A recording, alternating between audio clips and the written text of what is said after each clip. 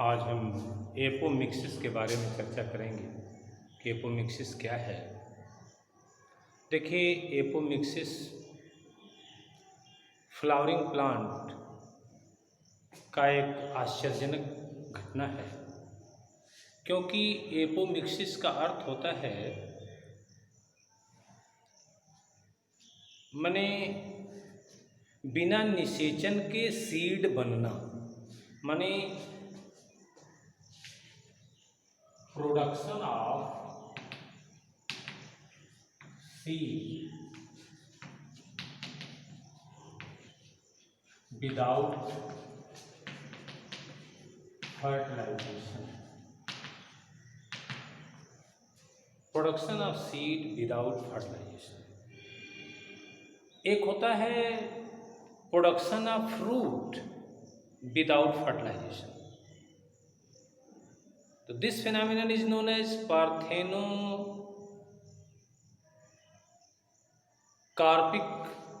Fruit. तो parthenocarpic fruit का मतलब कि फल का बनना, बिना निषेचन के फल बन जाना, लेकिन वो सीडलेस फ्रूट होता है, उसमें सीड नहीं होता, सीडलेस होता है, जिसको आप कह सकते हैं पार्थेनोजेनेसिस। लेकिन एक पार्थेनोजेनेसिस में सीड का बनना, सीड फॉर्मेशन विदाउट फर्टिलाइजेशन, इसका मतलब ये होता है कि जो न्यूसेलस होता है, जैसे आप ये जानते हैं कि ये अगर ये एम्ब्रियो सैक है, ये न्यूसेलस है, और इनके ये आपका इंटेगुमेंट है, ये इंटेगुमेंट है। तो ये न्यूसेलस जो है, न्यूसेलस की कोई कोशिका या इस न्यूसेलस के अंदर एम्ब्रियो सैक न बन करके ये कोई कोशिका जो न्यूसेलस की है, जो ये 2x का है, बिना किसी रिडक्शन डिवीजन के, बिना मियोसिस के, अगर यह सेल बनाता है और बना करके कोई एम्ब्रियो सैक अगर फॉर्म करता है, तो उसमें एक cell, synergid cell, antipodal cell, ये तमाम चीज़ें बनेंगी। लेकिन जो इनका एग है, वो जो एग है वो 2x का होगा। क्यों? क्योंकि इनकी एम्ब्रियो सैक का जो फॉर्मेशन हुआ है, जिस सेल से हुआ है, वह 2x का है, वो बिना रिडक्शन डिवीजन के हुआ है। तो ऐसी स्थिति में जब न्यूसेलस का कोई सेल, या सपोज करिए न्यूसेलस के अंदर कोई मेगास्पोर मदर सेल ही बन गया और वो फिर रिडक्शन डिवीजन नहीं किया, कोई आरडी नहीं किया, तो ऐसी स्थिति में वह बिना रिडक्शन के और बिना उसके वह क्या करता है कि एम्ब्रियो सैक बना लेता है, और बिना निषेचन के जो उसका एग होता है 2x का, वह डिवाइड करके, सेल डिवीजन करके, ग्रोथ करके, डेवलपमेंट करके, फिर वो सीड बन जाता है, एम्ब्रियो बन जाता है। तो जब वो एम्ब्रियो बन गया तो निश्चित रूप से वह फिर ग्रो करेगा, तो एक तरह से पूरा ओव्यूल जो है सीड बन जाएगा। तो पूरा ओव्यूल जब सीड बनेगा, उसके अंदर का जो 2x का एग था वो एम्ब्रियो बन गया। तो इसको कहते हैं एपोमिक्टिक सीड। एपोमिक्टिक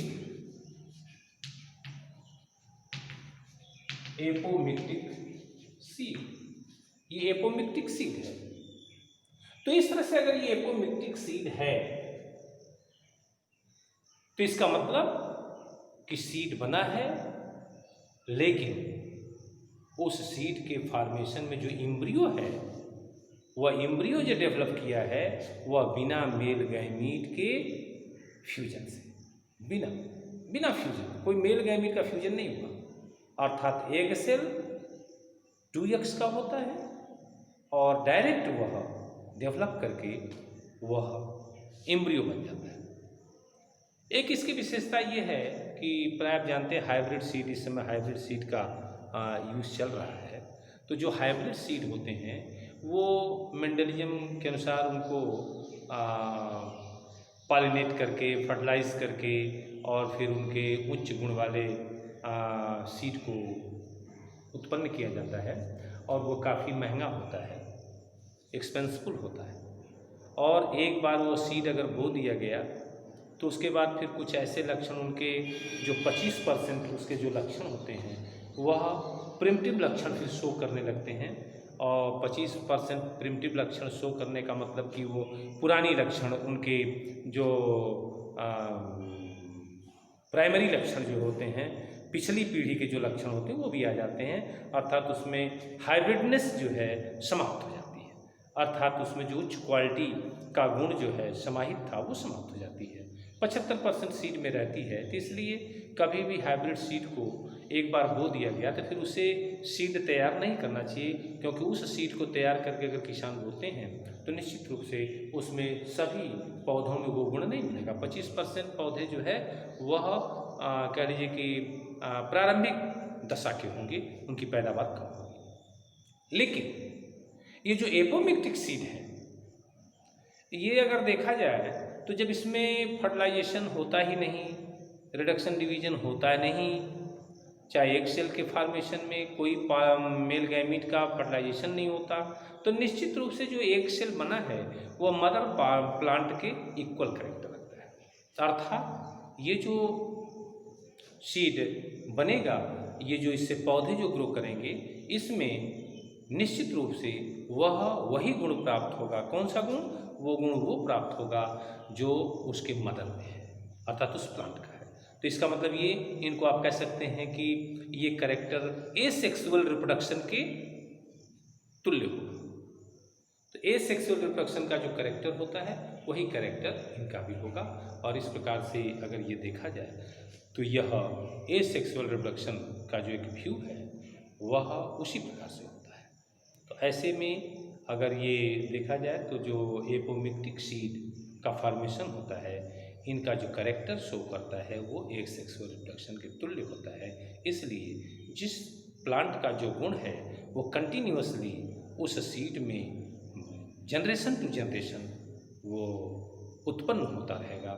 इसलिए अब आजकल एपोमिक्टिक सीड पर ये रिसर्च चल रहे हैं कि एपोमिक्टिक सीड को कैसे जो है डेवलप करके ये किसान को दिया जाए, ताकि अधिक से अधिक उनकी जो पैदावार है वो स्वयं उस सीड को बना लें और हर जनरेशन में उत्पन्न सीड को रखें, फिर अगली बुआई उसी से करें, उनको खरीदना न पड़े। तो लेकिन अभी ये रिसर्च चल रहा है, फिलहाल अभी तो हाइब्रिड का ज़्यादा यूज हो रहा है, लेकिन फिर भी एपोमिक्टिक का जो मूल अर्थ है वो यही है कि एपोमिक्टिक सीड में वो पैरेंटल गुण 100% होगा, क्योंकि ये सेक्सुअल रिप्रोडक्शन की तुल्य होगा। तो एपोमिक्सिस क्या है आपने जान लिया। कभी कभी एक घटना होती है पॉलीइम्ब्रियोनी। पॉलीइम्ब्रियोनी, देखिए पॉलीइम्ब्रियोनी का अर्थ होता है जैसे ये जाइगोट, ओव्यूल। इस ओव्यूल में जैसे एक इम्ब्रियो डेवलप किया, पता चला कि एक इम्ब्रियो डेवलप कर गया। अब एक इम्ब्रियो डेवलप किया, पता चला कोई एक सेल और एक इम्ब्रियो बन गया, पता चला एक सेल और इम्ब्रियो बन गया। कहने का मतलब एक ही सीड में 3 इम्ब्रियो बन गए। अब ये फर्टिलाइजेशन के थ्रू भी हो सकते हैं, और उसमें फिर आप ये कह सकते हैं कि अकेजनली वह कोई भी सेल डेवलप करके वह एपोमिक्टिक सीड जो बन रहा है उसमें कई जो है एक जो है डेवलप करके और वो इम्ब्रियो का फॉर्मेशन कर। तो एक सीड में एक ओव्यूल के अंदर अगर इम्ब्रियो का फॉर्मेशन एक से अधिक होता है तो इस घटना को पॉलीइम्ब्रियोनी कहते हैं। साइकस के केस में भी मिलता है, जिम्नोस्पर्मिक प्लांट है साइकस, उसमें भी ये पॉलीइम्ब्रियोनी घटना मिलती है। तो कहने का मतलब उसमें कभी कभी होता है जैसे कि पालन का जर्मिनेशन हो गया, मेल गैमीट अनेक हो गए, असंयोग से उनके अंदर एग भी अनेक है, तो मेल गैमीट अनेक हो गए, एग सेल भी अनेक हो गए। तो ऐसी घटनाएं में अनेक बार उसमें कई प्रकार के उसमें फर्टिलाइजेशन की घटना होती है और कई जाइगोट बनते हैं, और कई जाइगोट बनते हैं तो निश्चित है कि वो प्रत्येक जाइगोट डेवलप करके वो इम्ब्रियो डेवलप करेगा। तो ऐसी स्थिति में जब एक सीड में कई इम्ब्रियो बनते हैं तो इसको कहते हैं पॉलीइम्ब्रियो। तो इस तरह से अब ये चैप्टर आप लोगों का समाप्त हुआ।